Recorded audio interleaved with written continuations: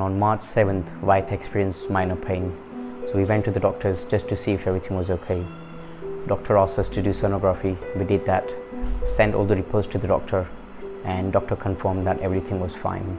Following day on 8th of March, wife experienced severe pain, so we had to go to the doctors again.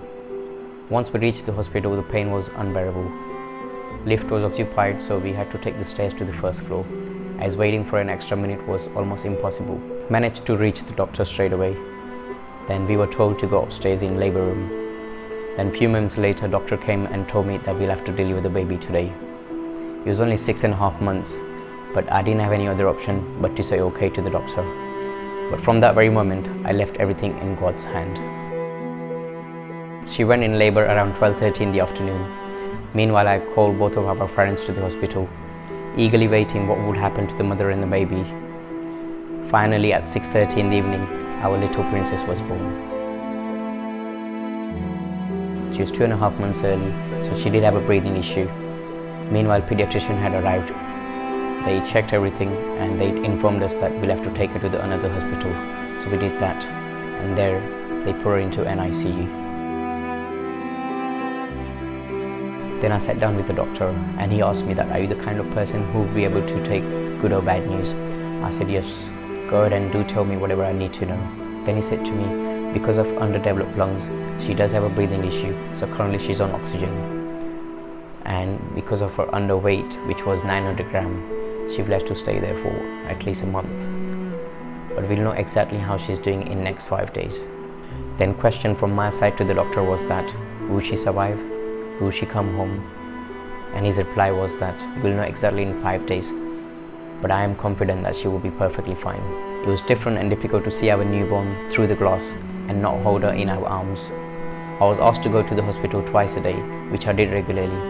She was fed by the staff along with many other medication, but one other particular medication they had to give her was caffeine. It was basically a caffeine just to keep her brain active so she doesn't forget to breathe.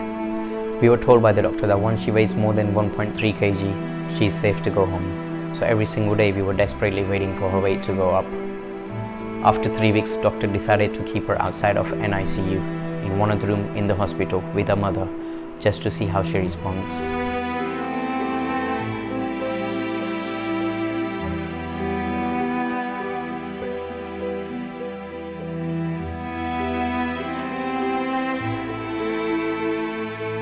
We both spent nearly a week in the hospital outside of an ICU, and then finally doctor gave us a green flag. And then after almost spending a month in the hospital, Diya came home for the first time on 6th of April 2019.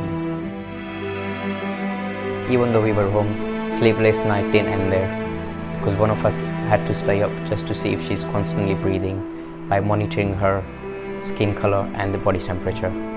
Because of this, first 3 months was very tough, and another situation that made things worse was her stomach ache, which would happen usually in the evening or mostly at midnight around 2-3 a.m. She would cry screaming and we would feel helpless. We couldn't do anything about it. Sometimes it was really frustrating, but most of the time we felt helpless seeing her cry like this.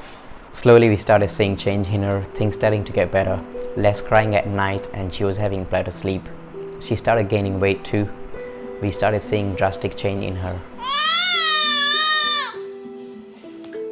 Weight started going up in kgs. She changed into something that we never imagined she ever will. This is when we really started experiencing the joy of being a parent. Our Diya is more than 6 kg now, and she already turned 1 year old. With the grace of God, she has no deficiency, her health is completely fine, and she is a very happy baby who has changed our life completely.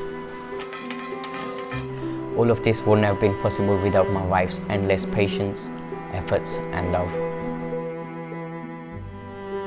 Our message to parents who may face this situation is that don't lose hope, do everything you possibly can for your baby and have faith.